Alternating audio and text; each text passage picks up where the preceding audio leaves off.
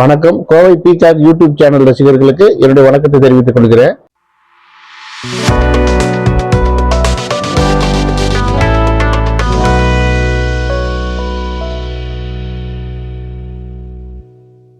கடந்த வாரம் நம்ம ஒரு பதிவு போட்டேன். அதனால நல்லுதல்கள் ஆதரவு அளித்து எனக்கு ஒத்துழைப்பு கொடுத்து நன்றியை தெரிவித்துக் கொள்கிறேன்.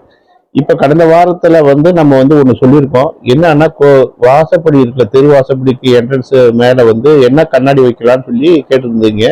அதுக்கு நானும் பதில் சொல்லிக்கிறேன் உங்களுக்கு. அது என்னன்னா கான்வெக்ஸ் மிரர்.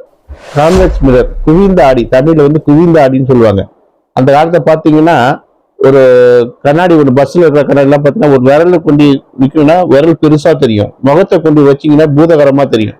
அந்த கண்ணாடியை வாங்கி தலைவாசலுக்கு மேல வச்சு கட்டிட்டு அதை என்னன்னா வாசப்படி தெருவாசல்ல எது வர யார் வர என்ட்ரன்ஸ்ல யார் வராங்களோ அவங்களுக்கு போக்கஸ் பண்ணி வைக்கணும்.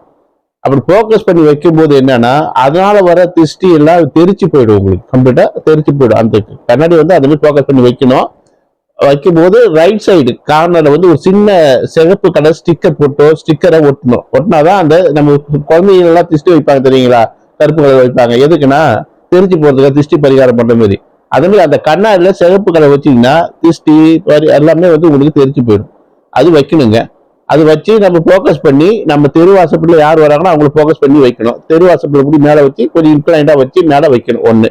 ரெண்டாவது, தெருவாசலுக்கு உள்பக்கத்துல என்ன படம் வைக்கலாம்னு சொல்லிட்டு நிறைய பேர் கேட்டிருக்காங்க. அவர் என்ன படம் வைக்கணும்னா தெருவாசலுக்கு பக்கம் உள்பக்கம் லட்சுமி படமோ இல்லது பெருமாள் படமோ வைக்கணும். கண்டிப்பா இங்கேருந்து போறவங்க அதை பார்த்துட்டு தான் போகணும் கம்ப்ளீட்டா. அதே மாதிரி வாசப்படிக்கு உள்பக்க நேர் செவரு, நேர் செவரு ஹால ஏதாவதுன்னா அந்த செவத்துல பிள்ளையார் படம் தான் வைக்கணும். வேற எந்த லட்சுமி படத்தை எதுவும் வைக்க கூடாது. ஏன்னா வரவங்க அங்கேருந்து வரவங்க பிள்ளையாரை பார்த்தா வரணும்.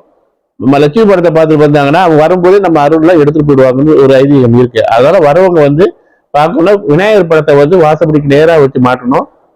திருப்பதி வெங்கடாச்சலபதி படமும் லட்சுமி படமும் வாசப்படிக்கு பின்பக்கம் மாட்டணும். இது ஒரு கான்செப்டுங்க.